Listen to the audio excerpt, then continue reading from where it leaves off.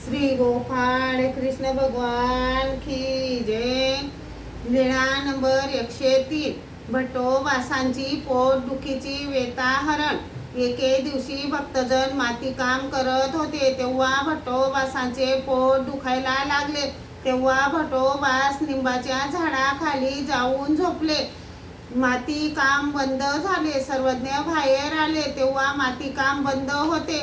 सर्वज्ञांनी विचारले, ओ काम कसे बंद झाले? भक्तजन म्हणाले, काय करावे जी नागदेवाचे पोट दुखत आहे। सर्वज्ञ तेथे गेले। सर्वज्ञांनी विचारले, वानऱ्या काम कसे बंद राहिले? भट्टोबास म्हणाले, काय करू जी माझे पोट दुखत आहे। सर्वज्ञ म्हणाले, तू करत नाहीस म्हणून हे सर्वजण सुद्धा करीत नाहीत।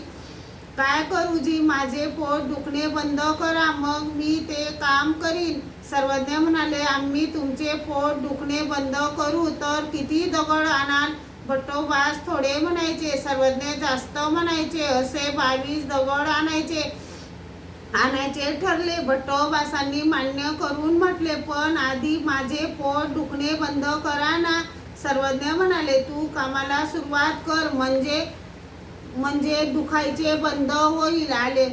आलेले दुःख भोगून नाहीसे करावे। मग भट्टोबास उठले, पोटाशी एक दगड धरला, आणून ठेवला, तेव्हा पोट दुखणे थोडे कमी झाले। असे 22ही दगड वाहून आणले आणि पोट दुखणे पूर्णच बंद झाले। भट्टोबासांनी विचारले, जी सर्व संग परित्याग करून सर्वज्ञांना शरण जाऊन ज्याने संन्यास घेतला त्याला शारीरिक त्रास होत नाही, जसा माझा पोट सूड बंद झाला। सर्वज्ञ म्हणाले, वानऱ्या अनुसरलेया ते निरोध न बधिती।